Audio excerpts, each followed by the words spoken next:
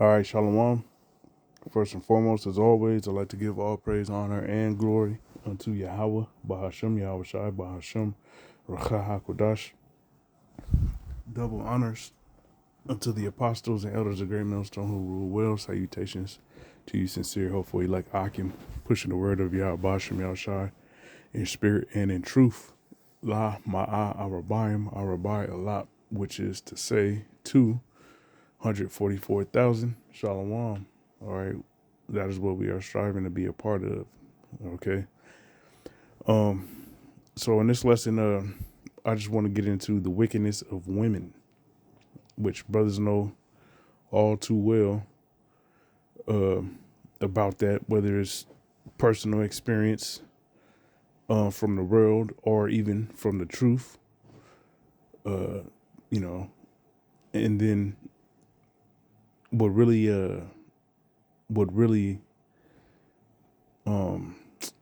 magnifies that or opens your eyes to the wickedness of women is really the scriptures. All right. Now there might be certain things you experience when you're in the world with women, and you come into the truth, and via the scriptures you really realize how wicked women are. All right. Inherently, humans are wicked, inherently, being that we're in this flesh, yet women take the cake. All right. So here in Sirach 25 in verse 19, it says, all wickedness is but little to the wickedness of a woman. Let the portion of a sinner fall upon her. All right. So, wickedness is wickedness, yet when it comes to women, they take the cake, man. They go, they go above and beyond. All right. When women, when they bug out, when they crash out, they'll do some crazy things, man, to your children, to themselves, to you. Okay. A lot of devious things, man. And really they're the weaker vessel. So Satan has more access to controlling their mind versus a man. A man has more, mental fortitude and reserve about himself. All right. Women, when them demons get a hold of them, they go on a joyride. All right. So this is First Ezra 4:13. It says, and this is the three young men that were pretty much in competition to see, who had a better parable, so to say. All right. Now, as it says, First Ezra 4:13, it says, the third who has spoken of women and of truth, this is Zerubbabel, began to speak. All right. So they were in competition to see who was the strongest. All right. And one said the king, one said wine, and then here it is, Zerubbabel, he went last, and he mentions women in the truth, because outside of the truth, women are the strongest. All right, being that they have the ability to sway a man's mind, being that women are our glory. Okay. So just like you see, when men have daughters. All right, I personally don't have children. However, when you watch movies or personal experience from family members or cousins, siblings, when men have daughters, they get all soft and lenient in comparison to their sons. Things that they said they wouldn't do with their kids. When they have a daughter, they just melt like butter and cave into to the daughters crying and all that. Which shows that women have power, man. Okay. So verse 14, it says, "O ye men, is it not the great king? It is not the great king, nor multitude of men, neither is it wine that that excelleth. Who is it then that ruleth them, or hath the lordship over them? Are they not women? Women have borne the king and all the people that bear rule by sea and land. Even them, even of them, even of them came they, and they nourished them up that planted vineyards from whence the wine cometh. So he's letting you know that, the two subjects that you said was the strongest, being previous, the two young men, they mentioned that wine and the king were the strongest. Well, Zerubbabel made a good point, being that it was women that actually gave birth to to the king, all right, to these strong men, all right, and even you know they themselves plant the vineyards, all right, which the wine comes from. So he's making good points, um verse 17, it says, these also make garments for men, these bring glory unto men, and without women cannot men be. Yea, and if men have gathered together gold and silver or any other goodly thing, do they not love a woman which is comely in favor and beauty? And letting all those things go, do they not gape, and even with open mouth fix their eyes fast on her? And have not all men more desire unto her than unto silver or gold or any goodly thing whatsoever? A man leaveth his own father that brought him up, and his own country, and cleaveth unto his wife. He sticketh not to spend his life with his wife, um, and remembereth neither father nor mother nor country. But this also ye must know, that the women have women have dominion over you. Do ye not labor and toil, and give and bring all to the woman? Yea, a man taketh his sword, and goeth by his way to rob and to steal, to sail upon the sea and upon rivers, and looketh upon a lion, and goeth in the darkness, and when he hath stolen, spoiled, and robbed, he bringeth it to his love. Wherefore a man loveth his wife better than father or mother. Yea, many there be that have run out of their wits for women, and become servants for their sakes. All right, so you got a lot of men out here that went goo goo for gaga over these women, and totally became poodles, lap dogs. All right, became you know uh, you know you getting drugged around by the woman. When she say we going here, your ass is getting up and starting the car. Okay, that is not a way as a man to live your life, man. You know, you listening to everything this bitch say and believing it. That's not the way a man is supposed to live. But you have a lot of men that have run out of the wits for women. You know, whatever she says goes, and you want to make her happy, and you know that is not how a man is supposed to live, especially a man of the Lord. All right, you got to be able to tell her no, shut the hell up and sit down somewhere. Okay. It says many also have perished and have erred and sinned for women. All right, you got a lot of niggas in the cemetery that died, over a adulterous female. You know, she gets you caught up in some junk, and now there's two dudes sitting in the cemetery because they crashed out, over an adulterous whore. All right. It says, and now do ye not believe me? Is not the king great in his power? Do not all regions fear to touch him? Yet did I see him and Apami, the king's concubine, All right, this ain't even the wife or the queen. This is the concubine. Okay, it says Pammy, the king's concubine, the daughter of the admirable Bardicus, sitting at the right hand of the king.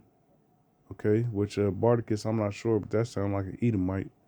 So this might be a Edomite concubine to the king, right?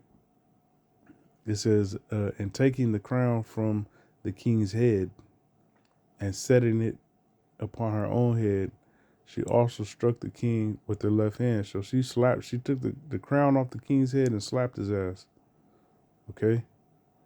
And yet for all this, the king gaped and gazed upon her with open mouth. So he sat there and looked at her and looked at her stupid. All right? He sat there looking stupid, you know? Like, did she just do that? Yes, she did. Okay? If she laughed upon him, he laughed also. But if she took any displeasure at him, the king was fain to flatter that she might be reconciled to him again. All right, so he was bending to her will. She had this dude wide open, as the saying goes. Okay, it says, "O ye men, how can it be? But women should be strong, seeing they do thus." All right, now it goes. The rest of this account goes into how the truth is stronger than all. But for the point of the lesson, I want to read this. All right, so the wickedness of women. Now, let me grab my next precept. Actually, I'm gonna read this here in 1 Kings, the second chapter, and excuse me, the 21st chapter. I'm gonna read it in the NLT, and as you see, it says, Ahab covets Naboth's vineyard. Okay, so Ahab was a northern kingdom king that was married to Jezebel, which was a Hamite. All right, now, there was a vineyard. Is gonna get into it that he coveted, and look at the wickedness in which Jezebel goes to get this vineyard, man. You know, for her husband, the king. All right, and I believe she was a Zidonian, if I'm not mistaken. All right, so this is 1 Kings 21:1. It says, "Now there was a man named Naboth from Jezreel, who owned a vineyard in Jezreel beside the palace of King Ahab of Samaria. One day Ahab said to Naboth, 'Since your vineyard is so convenient to my palace, I would like to buy it to use as a vegetable garden. I will give you a better vineyard in exchange, and if you prefer, I will pay you for it.' But Naboth replied, 'Yahweh forbid that I should give you the inheritance that was passed down by my ancestors.'"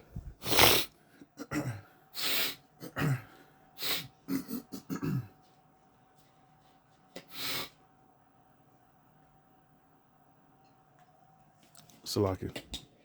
Getting over this cold, man. Was ended up getting sick during the week. All right, now that's a commendable answer that Naboth gave Ahab, man. Like, my ancestors gave me this. You know, that the Most High forbid that I give you, you know, an inheritance that was passed down to me from my ancestors. You got to respect that, man.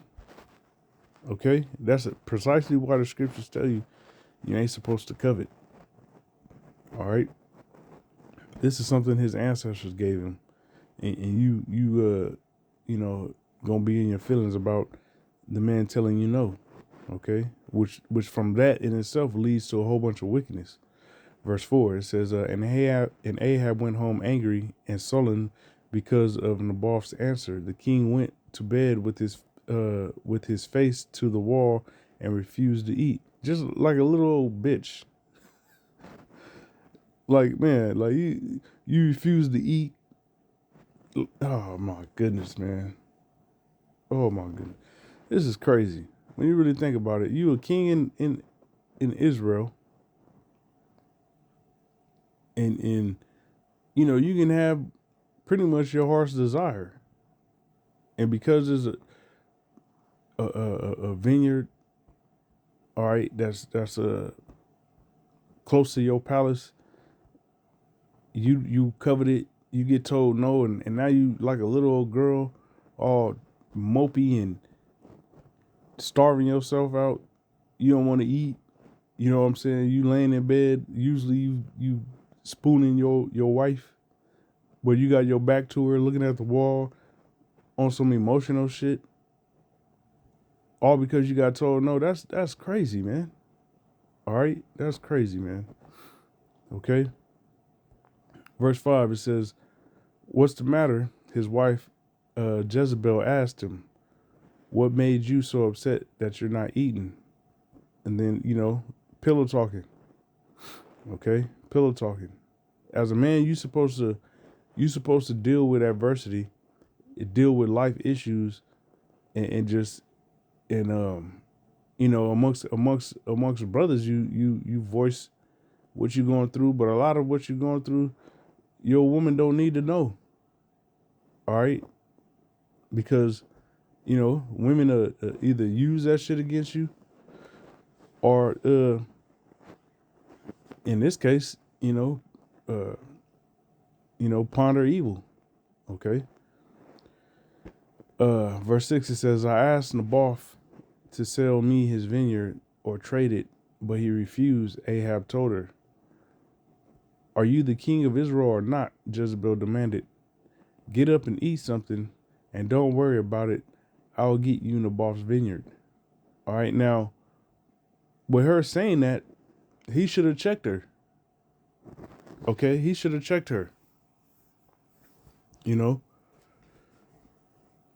first off, he shouldn't have even opened his mouth to her and said anything. All right, howbeit he did. When she replied with that, he should have checked her like, "Nah, man, it's all good. It's all good. Don't even." Because how are you gonna go about getting this vineyard? It's gonna have to be by some type of wicked means. All right, but after all, he was all of the Northern Kingdom kings did wickedness in the eyes of the Lord, so that was nothing to him. Okay, so you mean to tell me this man ain't ponder upon what this woman was gonna do to get this vineyard? He didn't have the decency to require or inquire, excuse me, by what means she was gonna get the vineyard. A logical man would be, "Well, hold on, what you mean? What you gonna do?" "Oh, don't worry about it." "No, I'm gonna worry about it. What are you gonna do?" All right. Verse 8, it says, "So she wrote letters in Ahab's name." All right, she lied, "sealed them with his seal, and sent them to the elders and other leaders of the town where Naboth lived. In her letters, she commanded, 'Call the citizens together for fasting and prayer, and give Naboth a place of honor, and then seat two scoundrels across from him who will accuse him of cursing the Most High and the king, and take him out and stone him to death." All right. So she had two demons accuse Naboth of cursing the Most High. Okay. So they gathered everybody together, you know, and then set him up. She set him up. All right. So here it is. She don't even believe in the Most High. You know, she's a heathen. She's a Hamite, but she gonna set up an Israelite to be killed,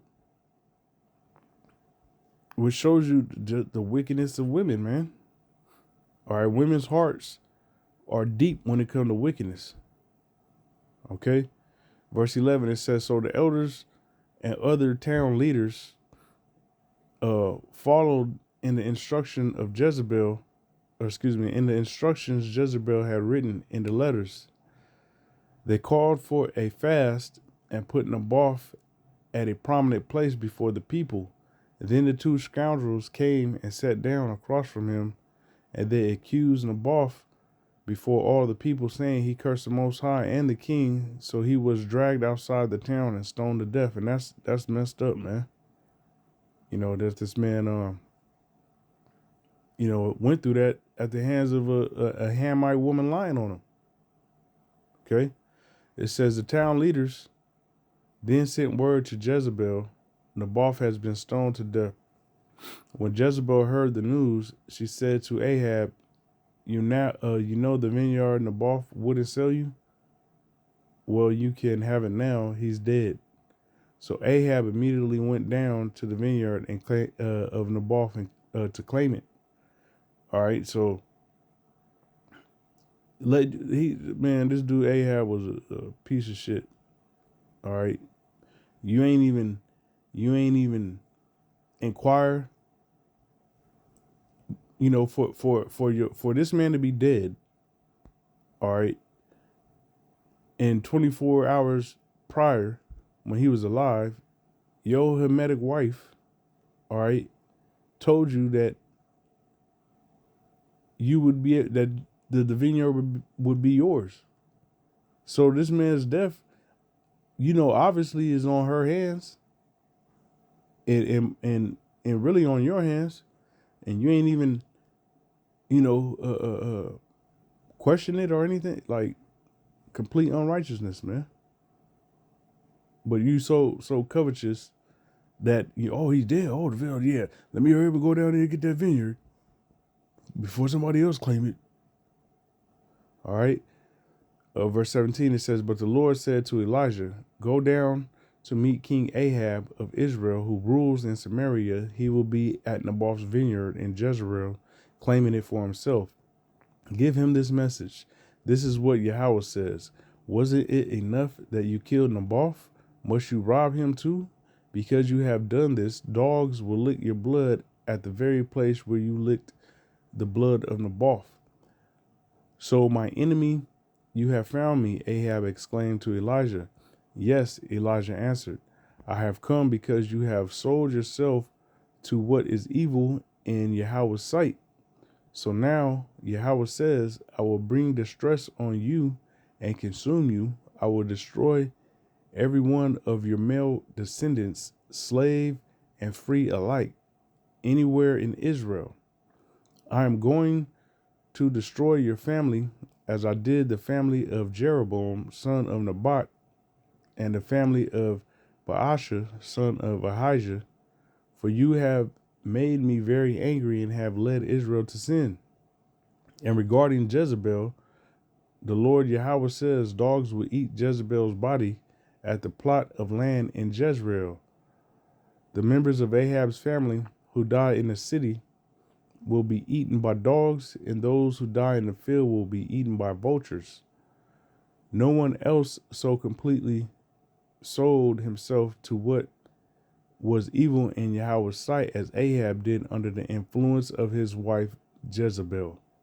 So this nigga, all right, was so head over heels and influenced by his wife, a damn Hamite, all right, that he was just doing all kind of wickedness, man. Okay, the wickedness of women have if you don't have the spirit of the Lord upon you, a woman's wickedness will have you bugged out, man. Will have you doing all kind of evil shit. Okay, verse 26, it says his worst outrage was worshiping idols. All right, it's funny he said outrage. His worst outrage was worshiping idols, just as the Amorites had done, the people whom Yahweh had driven out from the land ahead of the Israelites. Okay, so the idols that the Amorites was worshiping, you had Ahab's dumbass that was worshiping them too. Okay, but when Ahab heard this message, he tore his clothes and dressed in burlap and fasted. He even slept and burlap and went about in deep mourning. Then another message from the Lord Yahweh came to Elijah. Do you see how Ahab has humbled himself before me? Because he has done this, I will not do what I promised during his lifetime. It will happen to his sons. I will destroy his dynasty. Okay. So, you know, getting into the wickedness of women. All right. A woman's wickedness, all right, will have a man, bugged out of his mind, doing a wickedness himself. All right. And really, your influence is to be on the woman. A woman's influence is not supposed to be upon you. If you have your woman's influence upon you, you're weak. All right. You are weak if you have your woman's influence upon you. All right. You cater to her every becking call, whatever she want to do. It's you can't tell her no. You afraid that she gonna leave you if you tell her no. You weak, man. If you are stuck in that rut, man.